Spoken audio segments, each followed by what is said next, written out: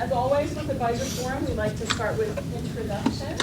So my name is Kathy Davis. I'm from the Academic Advisement Center. I'm Kimmy Walker, Academic Advisement Center. David Johnson, College of Health and Human Services. Amanda Allen, College of Health and Human Services. Matt Scott, College of Education. Sandy Culver for Business Advisement. I have days like that. Business Advisement. Carmen Brewer, Business Advisement. Michelle Durati, Student Development and Public Affairs. Steve Berkowitz, Religious Studies. I am Martin Freiberg, from Germany Education. Oh, great. Glad you're here. Mark Buckman from Theater and Dance. Okay. John Strong, Religious Studies. George Connor, Political Science. Susan Smith, Political Science. Pam Sadler's Philosophy. Christina Bowles, Academic Advisement Center. Rob Hornberger, Registrar. Cindy Tiemann, College of Education. Julie Hansen, College of Education. Brittany Weiss, Psychology. Yeah, Psychology. Carol Shotwell, Psychology. Melissa Stahlman, I'm in the Student Affairs Program. Annie Henning, I'm in the Student Affairs Program. Jay Howard, Communication. Tara Stoltz, Biomedical Sciences. Yes, English. Megan Decom, Project Management. Louise Bigley, School of Nursing. Jen Atwell, School of Nursing. Reese Moore, College of Health and Human Services. Cynthia Hagenhoff, College of Health and Human Services. Mary Jane Pardue, Media, Journalism and Film. Helen Reed, College of Health and Human Services. Michelle Day, Social Work. Regina Russell, Social Work. Solon Kane, Social Work. Amanda Keys, Social Work. Megan Barnett, Admissions. Michelle McDonald, Admissions. Amy Cage, Admissions. Megan Campbell, Admissions. Okay, well, great. Well, we're glad you're all here. I'll let Hillary take care of introducing her co-presenters and the panelists. You guys take it from here? Yes, well, let's first get some handouts circulating, because you guys will need some of these. So we'll get these started and then we'll go forward with introductions here.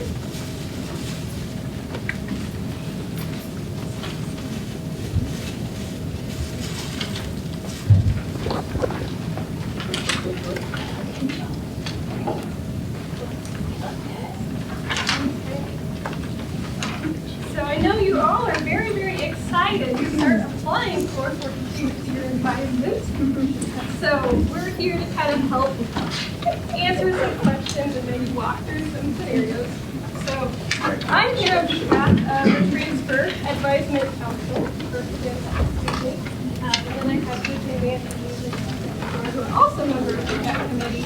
We're missing a few of our members today before teaching. So we're missing Nora Cox from Communication, Brian Hyde from Chemistry, Daniel Cora from College of Business, and Ross, of course, Hawkins, who's actually our chair. He's being represented by Rebecca Neal, but she's also absent today. And then we have Jim Bellis from College of Business. Oh, and Jamie Ross, excuse me, yes, from Outreach, who's also on our committee. So the group of us have gotten together and kind of devised some scenarios and we wanted to help ease everybody's mind. So we've also put together a panel of experts. So I will let each of them introduce themselves and tell you a little bit about how they're involved in Core42. Nathan Hoff, I'm the Associate Registrar for Degree Programs and Advisement Support, and my main involvement is programming the degree on FINAL and stuff. I'm John Smith. I am the Provost Fellow for General Education Transition and also the university's representative on the Core Curriculum Advisory Committee that developed this core curriculum and is now in the process of implementing. I'm Ben Metzger, one of the Associate Directors in the Office of Admissions. I oversee the operations side of the office, which is the side of the office responsible for transfer credit articulation. I'm Don Simpson with Enrollment Management Services, and I've tried to kind of coordinate between admissions and registrar and provost and advisement, pull this all together in a way that hopefully we can all understand. And I'm Lori Day from Admissions, and I put the evaluations and reevaluation. Unfortunately, my clicker, I can't use it because there's only one single spot, so I'm going to walk across. But kind of as a reminder why Core42 is so important, unfortunately I don't have our most up-to-date Pol 18 numbers. I know Dawn will have those soon. But just to kind of show you why transfer students are so important. I mean, we have a pretty large transfer student population. In fact, we receive the most transfer students in the state of Missouri, our institution does. So it's really, really important that we all feel really comfortable with Core 42 and be able to kind of help students weigh their options when it comes to general education. Now, Dawn, I don't know if you want to talk any more about kind of the spring profile for transfer students, or if you wanted to add anything about some of our data that we have. Sure. Well, last spring we had 570 transfer students. Of course, most of our freshmen started in the fall, but about a third of our transfers started in spring or summer. Last spring we had 570 new transfer students, and about 400 of those students were transfers from Missouri public institutions, and therefore would be in the Core 42 property. So it's a big population, it's an important population, and of course, that's why we're all here, to best serve those students. So Missouri State, as you guys know, we've been doing a lot on campus, lots of forums and lots of ways to kind of help ease everybody's mind, but there are lots of resources out there about Core 42. We're talking a little bit about some of those today. In fact, Nathan's going to demonstrate something awesome that has been developed through the registrar's office. But lots of websites out there. Of course, the State of Missouri website, we know Core 42, it's still a work in progress for the state, so things are changing right now. It's locked in, but they can always accept new courses annually, so you will want to keep an eye on this because it could change. So that is something to always remember, that Core 42 is not always the same. It can change every year. So Josh might talk a little bit about that too. Our general education website, Missouri State's general education website, there are some resources, and actually one of the sheets that you have is kind of our Core 42 walkthrough sheet that says, okay, here are the courses at Missouri State that count towards this in Core 42. Should a student look at this? Should a student not look at this? It is front and back, so it is 2 pages, but it's a really, really great resource for right now as you guys start to see these incoming students for spring 19. So that can be found on that general education website, along with a lot of other resources. And in fact, another sheet that we have is a frequently asked questions sheet. I don't know if you want to speak more about that, Don. I might take a minute to walk through this because we're going to add it to the resources, and hopefully it'll be a valuable one to you. It's the one that says with the top draft, revised 1918 frequently asked questions. This is something that some of us have put together and are still working on that will hopefully go on the website real soon. If I'd like to just quickly walk through this because it may be helpful to you. We're obligated by CBHE to include somewhere how students can meet general education. And so that's what the first section is. I won't walk through it because you all know that. One of the keys to all of this is our terminology. We've got Missouri State Gen Ed, we've got Core 42. So we're calling this Core 42 and not general education, okay? The first question is, how will I know whether to follow Missouri State Gen Ed or Core 42? And this is the decision the university has made, that if a student enters having completed 12 or more hours of transferable credit at a Missouri public institution after they graduated from high school, then we will place them in Core 42. So that's the starting point. When the Office of Admissions, these folks up here, admit students, they will make that decision. Does the student have 12 or more hours of transferable credit from a Missouri public institution after high school? If the answer is yes, they will attach an attribute to the student. That attribute will connect the student to the Core 42 requirements and degree works. And we're also going to have, that's going to be at the top of the advising notes, we're going to add a field to show which one they're under, Core 42 or Gen Ed. So if they meet these criteria, they'll be under Core 42. Everybody else is going to be under Gen Ed. Can I change from one to the other? And Rochelle Darabi's office is going to handle a lot of this. We're finalizing the details, but if a student wants to change from Core 42 to our Gen Ed, which many of them have been following our transfer guides and information to suggest that that would be what they should do, it will be easy. All they have to do is fill out a form, send it to Rochelle's office, she'll approve it, we change them to our Gen Ed. If they wanted to change from our Gen Ed to Core 42, they've got to document why that would be a good thing, why it would be justified, and Rochelle's office will make that determination.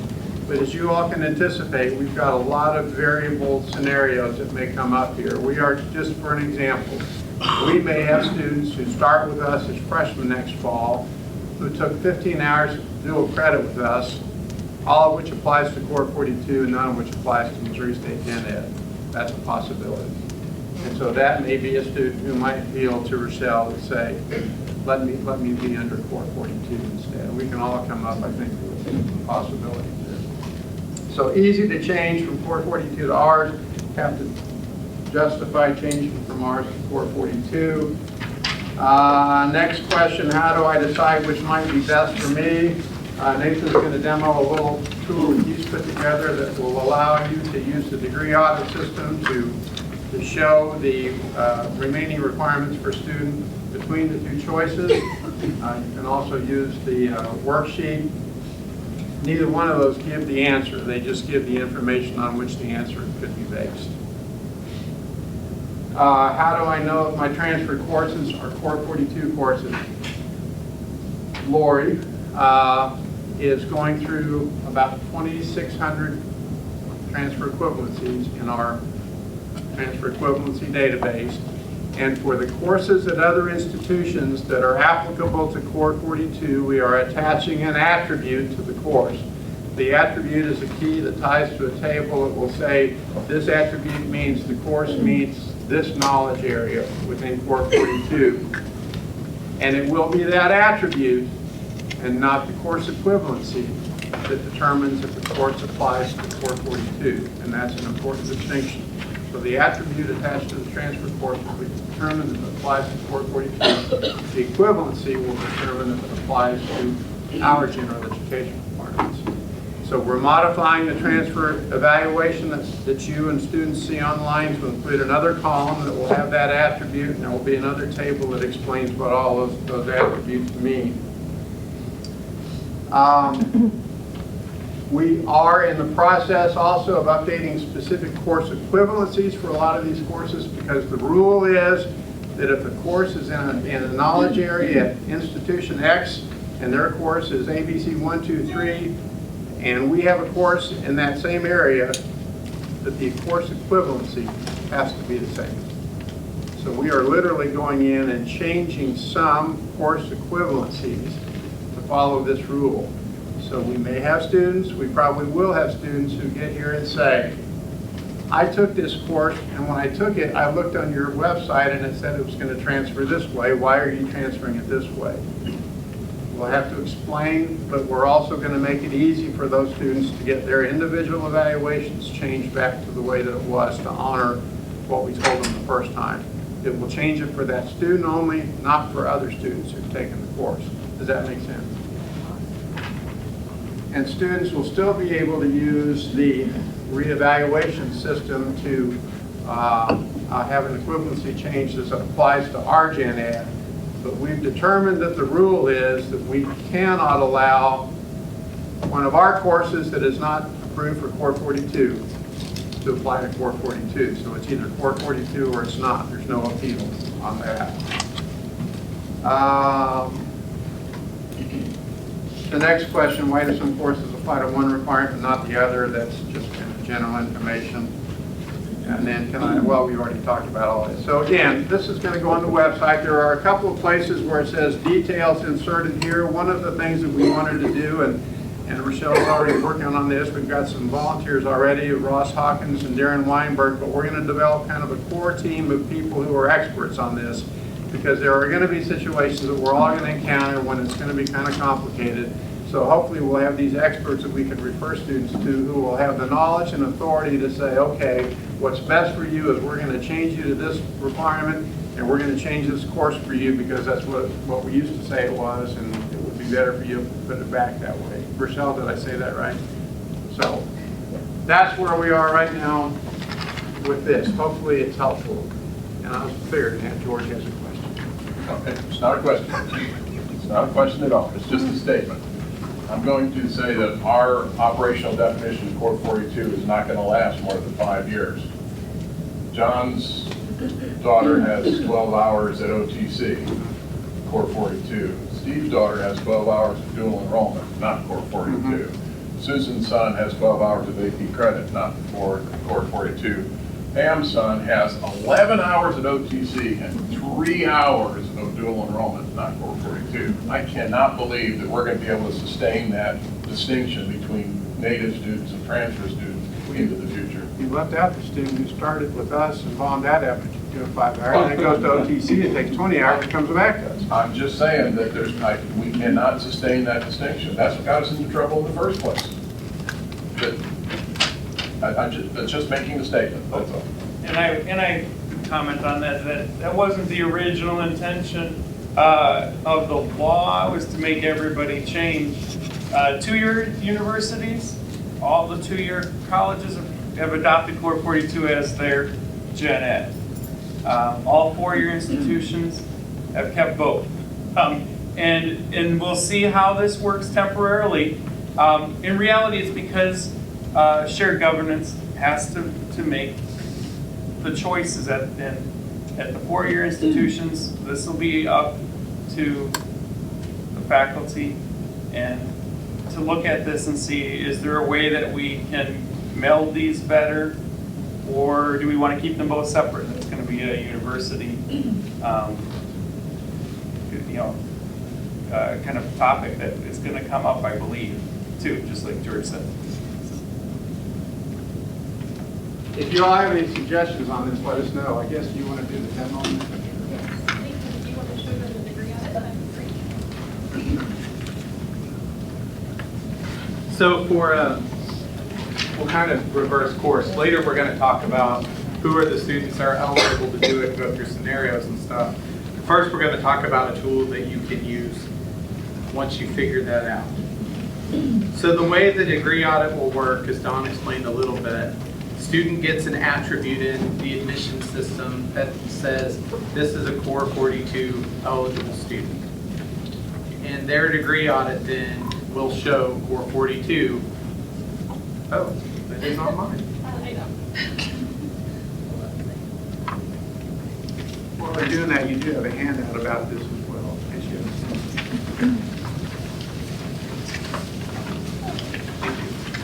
You are the first group to see this handout.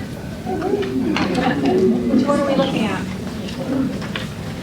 It is a handout that says 442 versus general education comparison guide. And actually the first people to see it outside of the people sitting on the panel. So the idea behind this is, so I'm 442 eligible, so that's what my degree audit is going to show. But my advisee says, well, maybe I want to switch to Missouri State's gen ed. That gen ed is not on their degree audit. So how can you make that comparison? So what this tool is back about 3 or 4 years ago in the office of the registrar, we created this kind of goofy little audit for our internal use to use for some athletic compliance information that we needed. So it's not your traditional degree audit. It wasn't really intended to be used by anyone other than us. But it ends up being a good tool to add quirky little things that aren't on the regular audit. So we're kind of multi-purposing it to use it for this. So I'm going to pull up a student that is graciously agreed to be our public demo person. Show you how this works.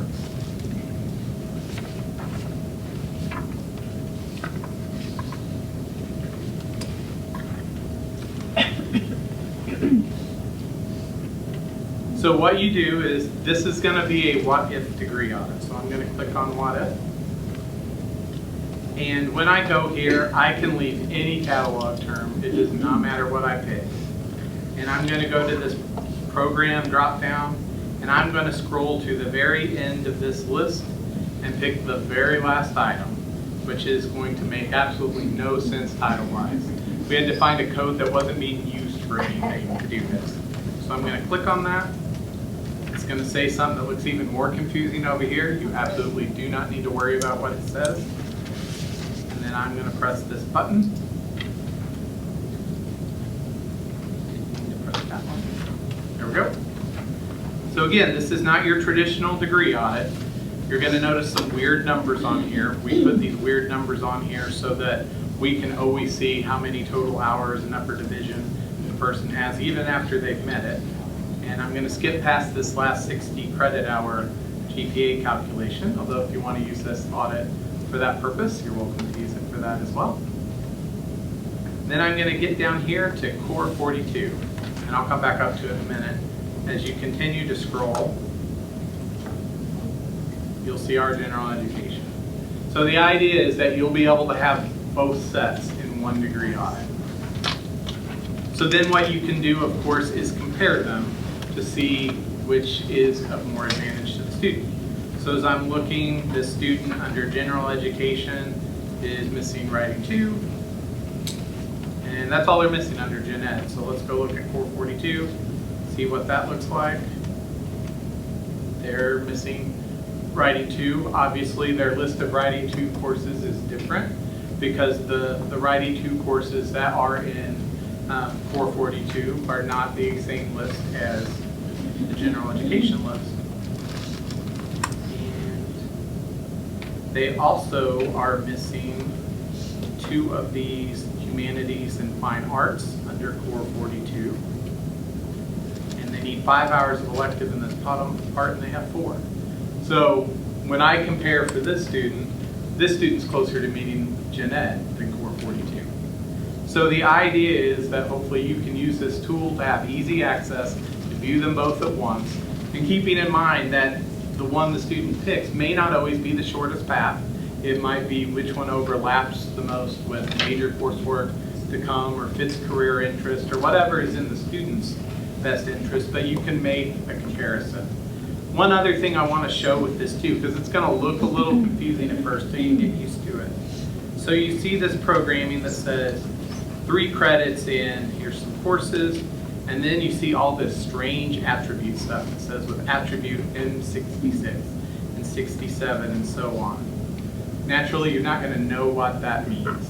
So how this works is Don mentioned that admissions is putting on all these attributes that tell Banner that this is a Core 42 course and what category it belongs to.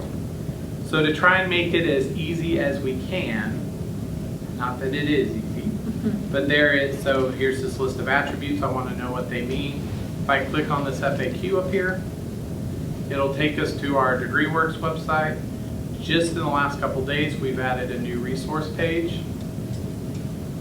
There's a list of attribute definitions. This is a chart that tells you attribute M077 refers to the multicultural literature African American category. So this is basically a crosswalk of what those attributes mean to the motor title. You might ask, well, why don't you just have a more descriptive attribute? It's a 4-digit code. It's fixed in Banner. We can't get any more descriptive than 4 digits. So, you're limited in what kind of a description that you can give. So that's why we did this crosswalk. So if a student's wanting to know what a category is, they're going to want to use this crosswalk along with the Core 42 documentation to figure out their course choices. So it's going to become a little more involved for them to figure out what all those courses are potentially, but at least you've got the tools there to help do it. And then on that FAQ website, we will be adding a couple other links over time. This comparison guide will be one of them. You'll notice on the back there's a couple things we're still needing to get fleshed out where it has bolded and italics that we need to put some information in here. Also, as the state has a couple more resources come out, we may link to some of those.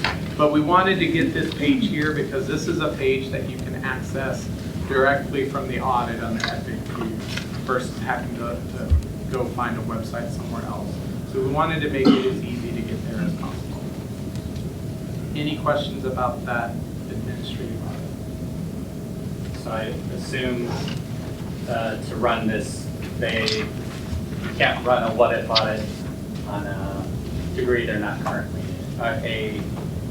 You can't run a Core 42 audit on a degree they're not currently in. Is that correct? This audit does not take into account majors.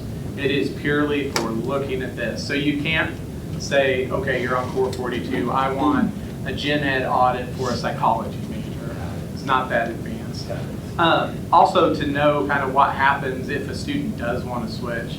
So basically what will happen is students on Core 42, they want to go on Gen Ed, we'll have instruction out, but basically they'll make a request that says, I want to go to Gen Ed.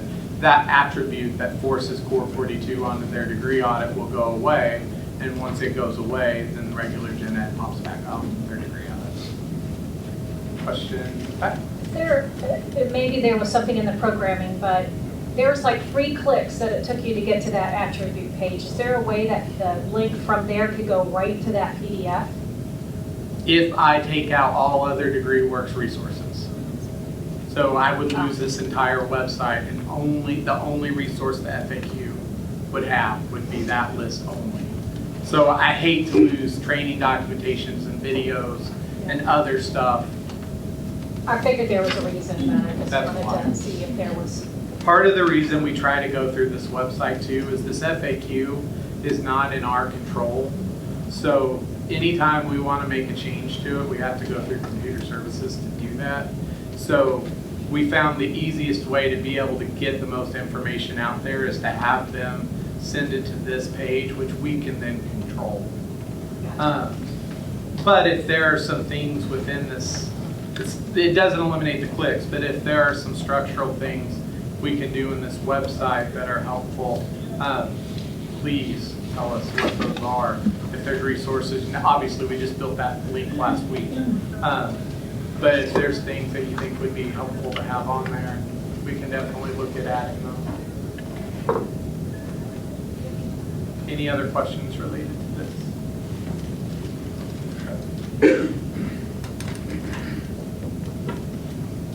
While he's closing that down, I need to mention one other thing. When I talked about the attributes being on the transfer courses and on students' record, we're trying to hit a moving target right now. We've already admitted probably 150, 200 transfers for the fall. We're going to have to go back in and reevaluate those students because the attribute will only appear after it's been added to the equivalency database. So we're going to kind of have to start over. So Lori and Ben and these ladies up here have really booked it to get all those 2,800 attributes on. We're going back through now and changing equivalencies on some of them, but we're also going to have to go back through and redo the evaluations for a lot of the students that have already been admitted. So you won't see anything out there right now, but we'll keep you posted, hopefully maybe through Master Advisor Workshop or listserv or whatever is our progress. To piggyback on that administrative audit that I just showed, it's not going to be helpful for those 150 students until that process is done. Because if the attributes aren't there, that audit can't read the attributes. So keep that in mind before it's going to take a little time for that tool to become fully usable. And if the student started before spring 19, it's not there at all. So those students are going to have to start from scratch. So the next portion of our presentation is some scenarios. But before we get to the scenarios, if I can make this one. There's some key questions to ask yourself as we look through this. Okay? Ask yourself. So imagine this person has walked into your office and you're thinking, okay, or you're preparing for them to come, and you're looking at their information. So first question, has the student completed 12 or more credit hours post-high school graduation, not including the summer after high school? Okay. That's one question to ask yourself. The next question would be, has the student completed any credit hours from a private or out-of-state institution? And then finally, you'd want to look and ask yourself, has the student completed an Associates of Arts degree or a 42-hour block? Okay. So when we look at these following scenarios, ask yourself those questions because we're going to have you try to figure out what you would advise the student to do.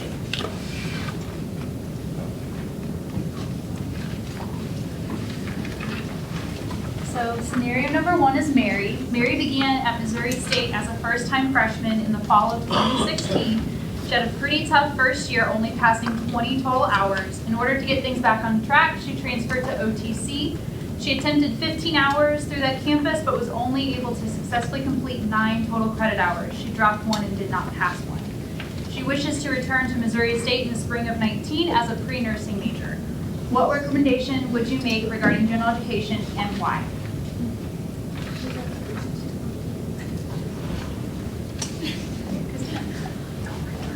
Forgive me if I'm wrong. She would still be under the general education curriculum because she doesn't have the 12 hours post-high school transfer credit. So I would advise her, and she'd only been out, it looks like, for 1 semester. So in that case, she would still be under potentially whatever she left. Well, I guess maybe it's that. Anyway, Gen Ed. No, that's exactly correct. She only is transferring in 9 credit hours, not more than 12, so she'd still be under their MSU general education requirements. If I could add clarification to that, though, this is not a transfer student.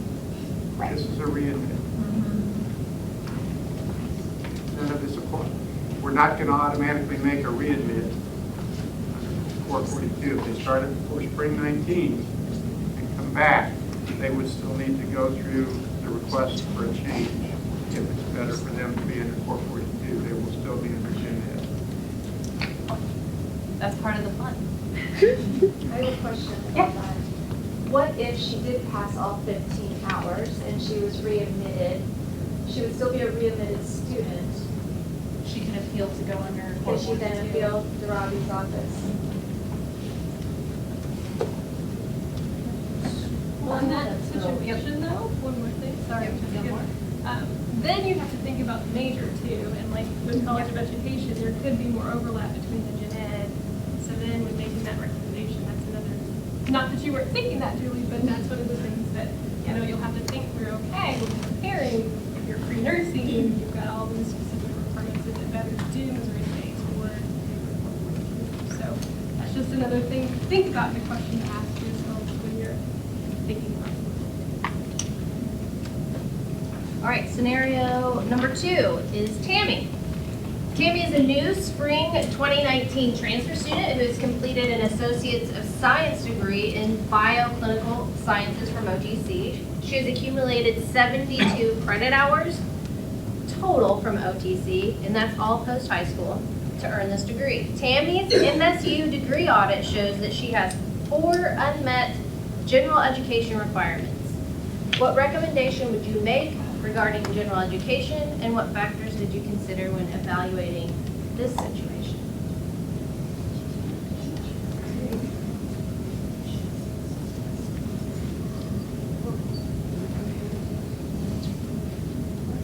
She's met gen ed.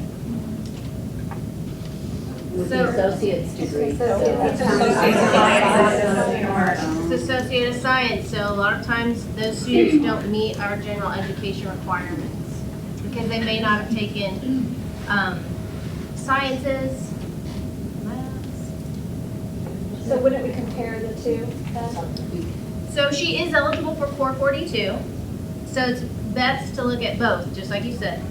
MSU General Education and the Core 42, and to look and see what would benefit the student the most. And that's where your tool is going to come in handy to check which one would be best. I have a question, and I'm sorry if I missed this, but so she is a spring 2019 transfer student. Would her degree audit not automatically reflect Core 42? Does it still automatically reflect Gen Ed? It will be Core 42. It would. Okay, so then in this scenario, it shows that she's missing general education requirements, but her degree audit may already be under Core 42. She could, but that may not benefit the student based on their degree. Okay. So you just still want to compare. Okay. But that is a good point, that our audit by default would have 442 on it. Okay. And then we won't see gen eds for her. Correct. Okay. So automatically have the Core 42. So we would have to look to see. Do a what if. To see if gen ed would be better. Correct. Another question. So in this same scenario, if the only factor that was different was instead of transferring from OTC, let's say she transferred from SBU. It would what? They'll automatically be in our gen ed. Right, because it's a private university, so it would come in, so Core 42 would not be an option. Not an option for those students. Okay. Are any private Or out-of-state schools? I was gonna I knew that might come up. At this moment for 2019, 1920, so not this year, but next year, there are one or two that are trying to see if they can meet the requirements, because they have to meet all the requirements that a Missouri public institution would make based on all the data and all the reporting they have to do to MDHE. And so nobody has put down yet 100% that they will do everything that we're doing and follow all the same rules. But there are two that are thinking of it. But they'll have to make that decision by November, and so that we can start to plan for the next implementation. So it may start to be some private institutions. Drury could enter in if they want. They're not. I think they're not thinking of that right now. But there are two other places in Missouri. But it can't be out of state. It's only going to be in state. So I assume in that scenario, the student couldn't even request Core 42 because there's no equivalence in those places. No, yeah. That makes it easier. I have a question.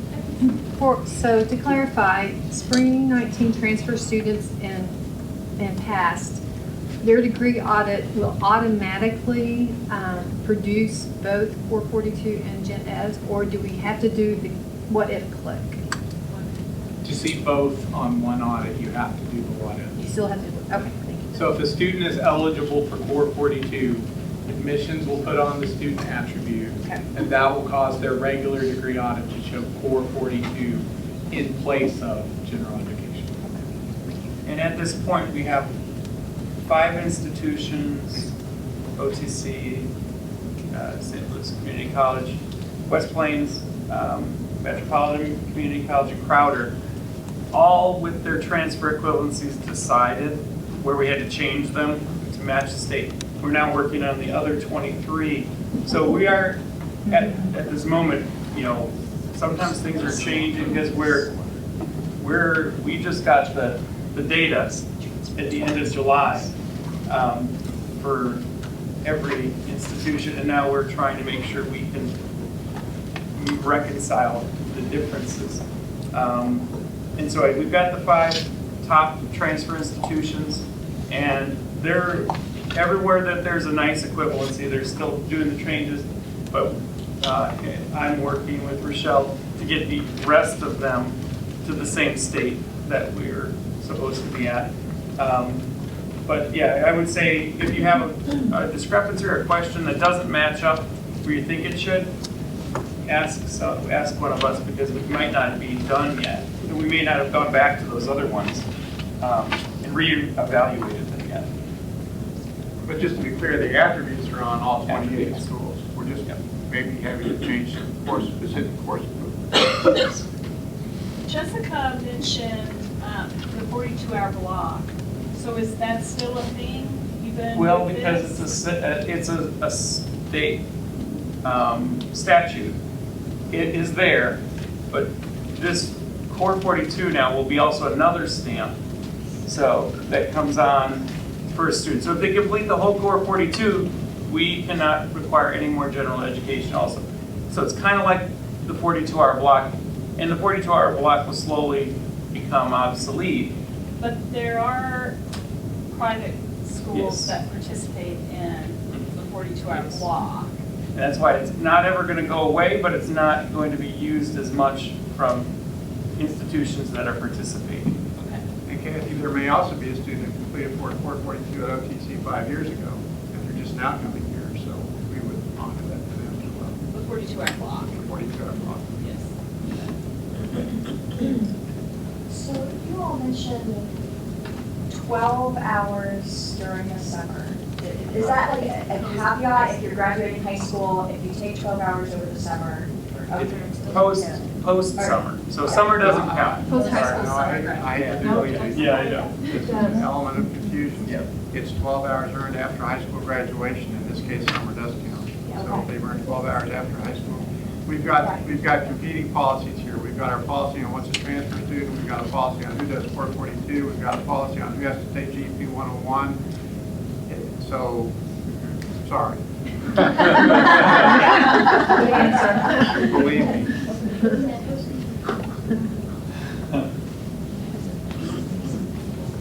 It's a good catch, though.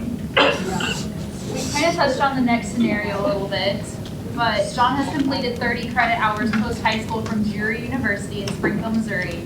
He has plans to transfer to MSU to begin in the fall of 19. What recommendation would you have? Drury, private, so that's under. Joe completed an Associates of Arts degree from St. Charles Community College while he was in high school. 68 credit hours total. He plans to begin at Missouri State University in the fall of 2019. What recommendation would you make regarding general education, and what factors did you consider?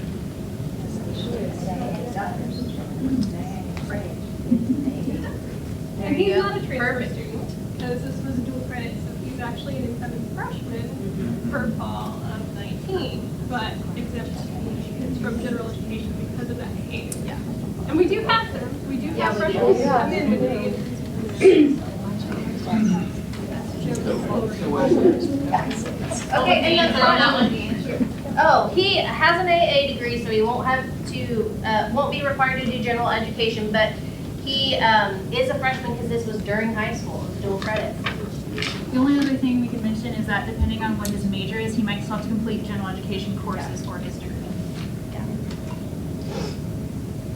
Any other questions? Yes. But because they are major requirements, not because they're. I wanted to make sure that was, they're major requirements that overlap with general education. So really the only difference between the student and a student who was just transferring in would be that they'd have to take that GEP class because that's a freshman required course. Is that it? That's something I think the university is still. As it sits right now, GEP 101 is a general education course. AA waives general education, so technically the student would not have to take GEP 101. No, it's 24 hours post-high school is what GEP requires you to have had. So this is a different requirement altogether. It's any first-time new in college student. But an Associate of Arts waives any general education course. Right. It's a general education course. But the requirement is that you have to have, to be able to test or waive out of it, have to have 24 hours post-high school. So that's where we are right now. If we pulled an audit, it would show completed, correct? If you look at their degree audit, our transfer policy says an Associate of Arts degree waives any general education requirements without exception. It would waive it off and their degree audit would be fine.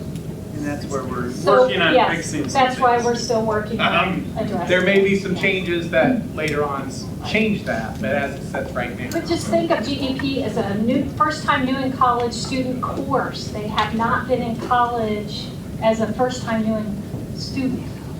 So that's an important consideration. And please don't take it as I'm not saying No, they shouldn't I understand have because you're going with what gets counted first in the degree audit. Yeah, I get it. All right, one more scenario. This is Cecily. Cecily is a new incoming transfer student for the spring of 2019. She's a swirling student, and she's taking coursework from several institutions before arriving on campus. She completed 12 credit hours of dual credit coursework from Metropolitan Community College in Kansas City, 15 hours post-high school from Johnson County Community College in Overland Park, Kansas, and 18 hours post-high school from the University of Kansas. Despite amassing 42 hours of transfer credit, Cecily's degree audit shows that she still has 5 unmet MSU general education requirements. What recommendation would you make and why? And again, we created scenarios before we knew about the whole spring 19 automatically defaulting on the audit. So that's So let's just pretend like this is a fall night. Oh, that's all right over the summer. It'll just show up like that. Assume that you know that MSU is like that. Because her post-college work is from out of state, would she not be qualified for 442 then? That's correct. But you also want to tell her to quit transferring and finish up. Yeah, you can't finish. We can't help you if you keep doing that. We cannot help you, that's the thing. Could you repeat that answer? I didn't understand. Oh. Okay, so she has 18 hours post-high school from university, so out of state. So those 18 hours don't count. But she has 12 hours from Metropolitan, 15 from Johnson County, and, okay. Two of So- them are from Kansas, so. But she has 12 hours from Metropolitan. Dual credit, credit, high school. Okay. I'm trying to trick everybody. Are You'll you get tricking them. You'll get these students. It'll be fun.